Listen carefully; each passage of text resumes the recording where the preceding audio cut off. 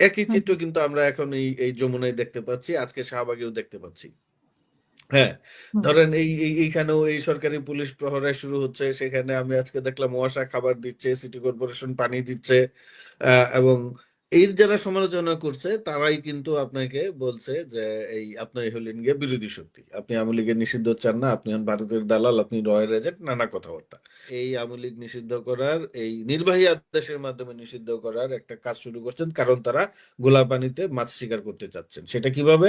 আমার ধারণা বা শঙ্কা হচ্ছে তারা এই মুহূর্তে আওয়ামী লীগের সঙ্গে, আওয়ামী লীগকে নিষিদ্ধ করে আগামী নির্বাচনে হয়তোবা আওয়ামী লীগকে নির্বাচনের বাইরে রাখবে। একই চক্করে আমরা লক্ষ্য করছি এই এই আওয়ামী লীগ নিষিদ্ধ করা নিয়ে নিজেরা নিজেরা তখন শাহবাগে একটা কথায় কথায় ফাঁসি চাই, ফাঁসি চাই। আরে ভাই, কেউ যুদ্ধ অপরাধ করে থাকলে, আমরা তো জানি ৭২ সালে যুদ্ধ অপরাধ হয়েছে, সেই হুম, বিচারের তো একটা প্রক্রিয়া আছে, সুষ্ঠু প্রক্রিয়া আছে। ক্যাঙ্গারু কোর্টে বিচারের রায়কে তো আপনি কিভাবে বলেন যে ফাঁসি চাই, হুম, ফাঁসি চাই? এখন তারা বলছে নিষিদ্ধ চাই, নিষিদ্ধ চাই। হুম, এইখানে যেটা হচ্ছে আপনার ঘটনা ভিন্ন, চরিত্র ভিন্ন, কিন্তু প্রসেস একই।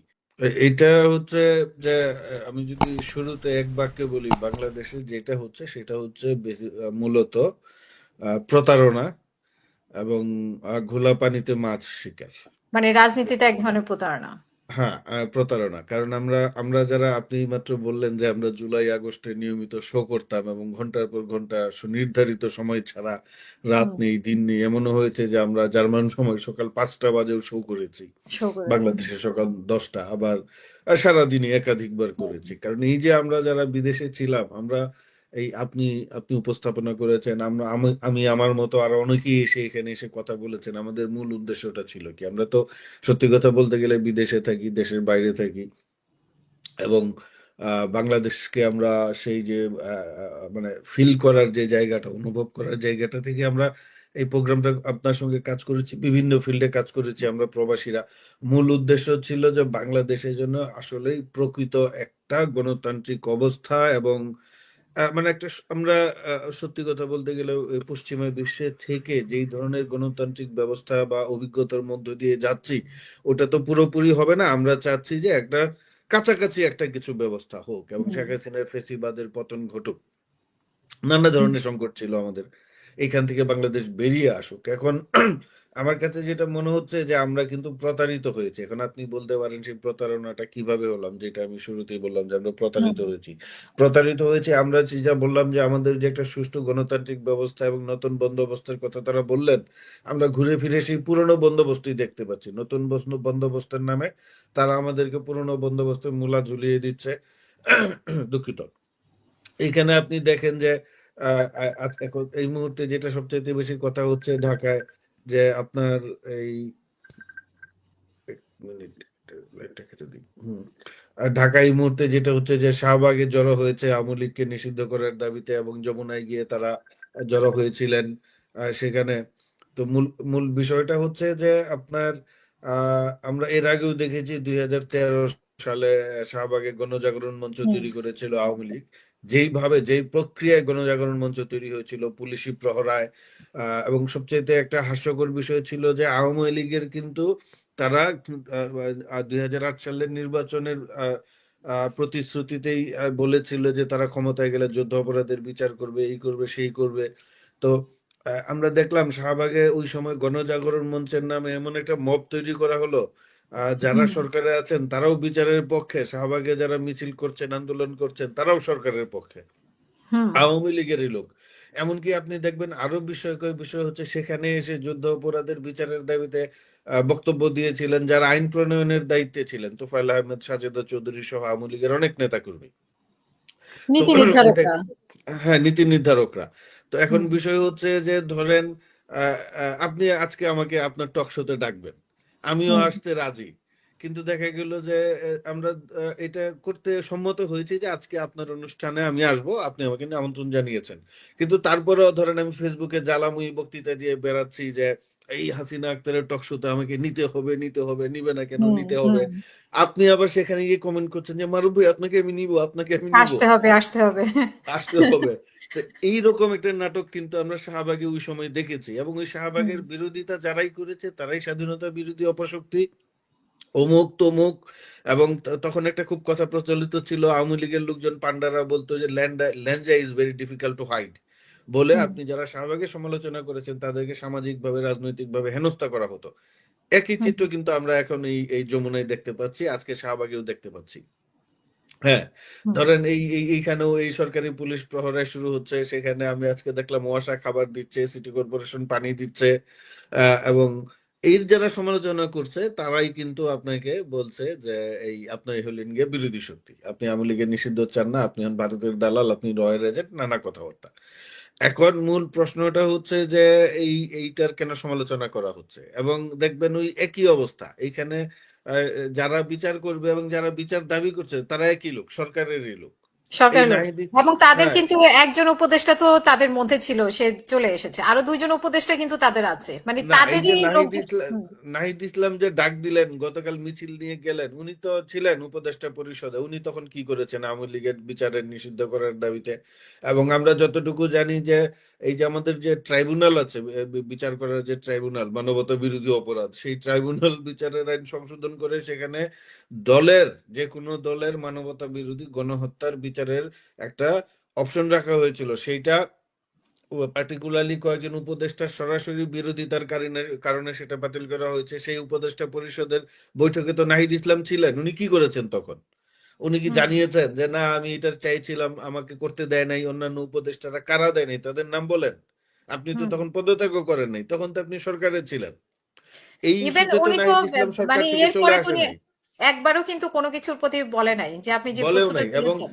এই আওয়ামী লীগের বিচারের ইস্যুতে যে সরকার যে চাইছে না বা তারা যে করতে পারছে না, কেন করতে পারছে না, তারা কিন্তু একবারও বলে না। এবং এই ইস্যুতেও সে সরকার থেকে বেরোয় আসে নাই, সরকার থেকে বেরোয় আসছে রাজনৈতিক দল করার জন্য। তাইলে পরে আপনি যখন ক্ষমতায় ছিলেন, আপনার করার সুযোগ ছিল, আপনি করেন নাই, কেন করতে পারেন নাই সেটাও জাতির কাছে পরিষ্কার করেন নাই। না করে এখন আপনি এই শাহবাগ স্টাইলে, গজাম স্টাইলে বলতেছেন যে এই বিচার করো, বিচার করো, নিষিদ্ধ করো। এবং তারা কিন্তু আওয়ামী লীগের বিচার করতে চায় না, যেই জিনিসটা আমি বললাম যে পুরনো বন্দোবস্ততে আমরা ফিরে এসেছি। আমি শেষ করছি দ্রুত, যেন আপনি প্রশ্ন করতে পারেন। এখন হুম দেখেন, আমরা কিন্তু শুরু থেকেই বলে আসছি যে আওয়ামী লীগের বিচার করতে হবে, নিষিদ্ধ করতে হবে। হুম এইখানে বাংলাদেশের কেউ কিন্তু আওয়ামী লীগের বিচার করা বা নিষিদ্ধ করার বিপক্ষে না, কিন্তু আওয়ামী লীগ ছাড়া। কিন্তু মূল বিষয়টা হচ্ছে আমরা চাচ্ছি না এটা থেকে ঘোলা পানিতে মাছ শিকার করুক। আমরা চাই, আমরা বারবার বলেছি যে এই আওয়ামী লীগের আদালতে আইনের মাধ্যমে একটা জুডিশিয়াল প্রসেসের মাধ্যমে যাতে যেতে হবে, এবং তারা যদি দোষী সাব্যস্ত হয়, জার্মানিতে যেটা নুরেমবার্গ ট্রায়াল হয়েছে, যে আপনার জাপানিতে টোকিও ট্রায়াল হয়েছে দ্বিতীয় বিশ্বযুদ্ধের পরে, বিভিন্ন যে ট্রায়াল হয়, এই ধরনের ট্রায়ালের মাধ্যমে আওয়ামী লীগকে বিচার করে এই আওয়ামী লীগের বিরুদ্ধে গণহত্যা এবং নিরীহ নাগরিক হত্যার জন্য তাদেরকে চিরস্থায়ীভাবে নিষিদ্ধ করতে হবে। আপনি যদি নির্বাহী আদেশের মাধ্যমে আওয়ামী লীগকে নিষিদ্ধ করেন, তাইলে কি হবে? আওয়ামী লীগ কিন্তু এই যে ধরেন রাজনৈতিক ঘটনার পট পরিবর্তনের পরে কিন্তু সেই দল ফিরে আসে। আমাদের হাতে প্রমাণ আছে, জামাত ইসলামী। এই হুম আওয়ামী লীগ কিন্তু ক্ষমতায় হারানোর আগে আগে 19 বা 20 জুলাই নির্বাহী আদেশে জামাতকে নিষিদ্ধ করেছিল। তাতে কোনো কাজ হয়েছে? 5ই আগস্টের পরে তো জামাত ফিরে এসেছে রাজনীতিতে। এখন আওয়ামী লীগকে যদি আপনি এই নির্বাহী আদেশের মাধ্যমে নিষিদ্ধ করেন, আপনার রাজনৈতিক ক্ষমতা চিরস্থায়ী কোনো কিছু না। আপনার হুম রাজনৈতিক ক্ষমতা 5 বছর 10 বছর পরেও পরিবর্তন হতে পারে, 5 মাস পরেও পরিবর্তন হতে পারে। এখানে একটা অনিশ্চয়তা থাকে সব সময়। সেই সময় যদি নতুন কোন শক্তি, রাজনৈতিক দল ক্ষমতায় আসে এবং সেই নির্বাহী আদেশ যদি প্রত্যাহার করে নেয়, আওয়ামী লীগ তো ফিরে আসবে। আমি রাজনৈতিক পট পরিবর্তনের দিকেও যাচ্ছি না। আমার কাছে মনে হচ্ছে ওই যে আমি শুরুতে যেটা বললাম, ঘোলা পানিতে মাছ শিকার। হুম এইখানে আমাদের একটু বাংলাদেশের রাজনৈতিক পরিস্থিতিটা বিবেচনা করতে হবে। বাংলাদেশের রাজনীতিতে সবচেয়ে এখন শক্তিশালী সক্রিয় বড় দল বিএনপি। এখন যদি নির্বাচন হয় বা কোনো ধরনের রাষ্ট্র পরিচালনার প্রশ্ন আসে, বিএনপির সামনে কিন্তু এনসিপি এবং জামাত দাঁড়াতে পারবে না।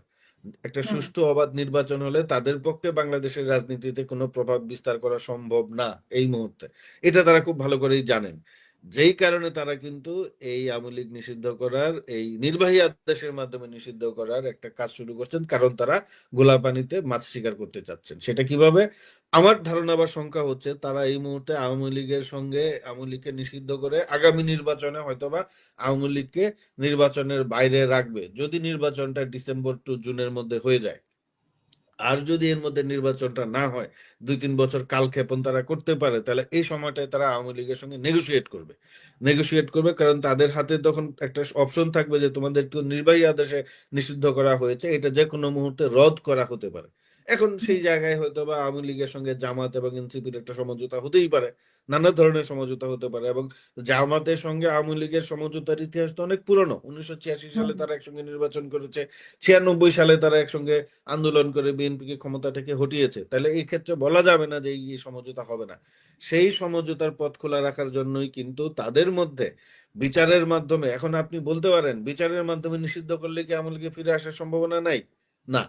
যদি আপনি আইন করে নিষিদ্ধ করেন এবং সংসদে যদি এই দলটিকে নিষিদ্ধ করা হয় আপনার ভোটের মাধ্যমে, সংসদ সদস্যদের ভোটের মাধ্যমে, সেক্ষেত্রে আওয়ামী লীগকে আবার রাজনীতিতে ফিরিয়ে আনতে হলে আদালতের আপনার নির্দেশনা লাগবে, আপনাকে আদালত থেকে বেরিয়ে আসতে হবে এবং সংসদে সেটা পাশ করতে হবে।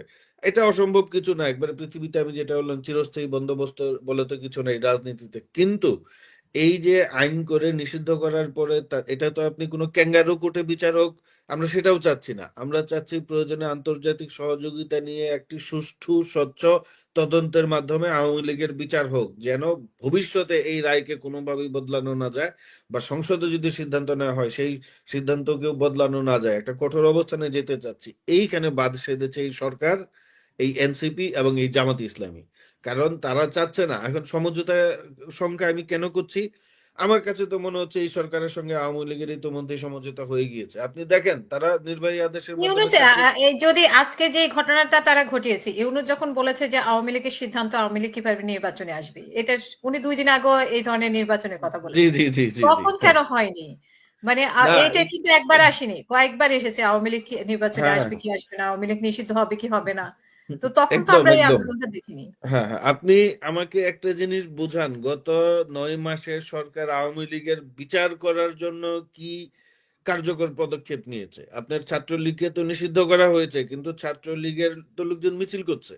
আপনি হুম। এইভাবে নির্বাহী এখন আদেশে ধরে যে 2 দিন আগে গতকালকে মনে হয় আসিফ দিল, স্ট্যাটাস দিল যে স্বেচ্ছাসেবক লীগ এবং যুবলীগের নিষিদ্ধ হুম হুম সিদ্ধান্ত। তো তারা 2জন কেন পদত্যাগ করে আসছে না এই ইয়েতে, যে আমাদের কথা শুনছে না, আমরা এটা দাবি করেছি, মানে আমরা আওয়ামী লীগ নিষিদ্ধ হ্যাঁ দাবি করেছি, এটাও তো হ্যাঁ বলে হ্যাঁ না। হ্যাঁ হ্যাঁ হ্যাঁ। না, মানে এই তো ওই যে আমি বললাম, ওই যে গণজাগরণ মঞ্চ, গজাম এবং আওয়ামী লীগের যে একটা সিস্টেম ছিল যে ওইখানে ওই ধরেন একই লোক গিয়ে মিছিলে বলতেছে আমরা ফাঁসি চাই ফাঁসি চাই, আবার সেই লোক গিয়ে পার্লামেন্টে বসে আছে, শেখ হাসিনার পাশে বসে আছে, সব নিজেরা নিজেরা।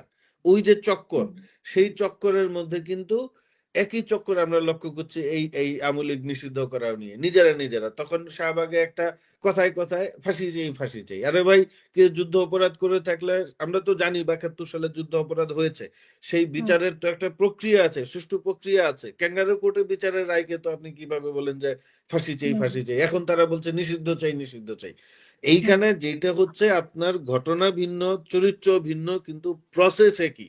আওয়ামী লীগ যেইভাবে ফেসিবাদ কায়েম করেছিল এই এই এই যুদ্ধ অপরাধের বিচারের নামে, আপনি দেখবেন 2013 সালে এই শাহবাগের মাধ্যমেই কিন্তু তারা ফেসিবাদের পক্ষে গণসম্মতি তৈরি করার চেষ্টা করেছে। এবং এরপরেই কিন্তু বাংলাদেশের মানুষের উপর ভয়াবহ জুলুম নির্যাতনের একটা মানে ধারা নেমে আসে। তো আমি বলবো না এই সরকার ভয়াবহ জুলুম নির্যাতন করতে পারবে, তাদের কিন্তু সেই রাজনৈতিক সক্ষমতা নাই এবং হুম, প্রশাসনিক সক্ষমতাও নাই। তারা চাইলেও সেটা করতে পারবে না।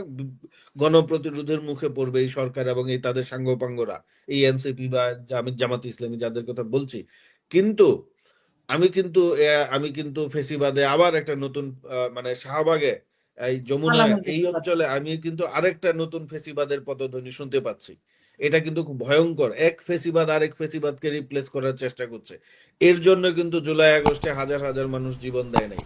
আওয়ামী লীগ নিষিদ্ধ হবে এই বিষয়ে কোনো সন্দেহ নাই, কিন্তু সেটা বিচারিক প্রক্রিয়ার মাধ্যমে হবে, তদন্তের মাধ্যমে হবে।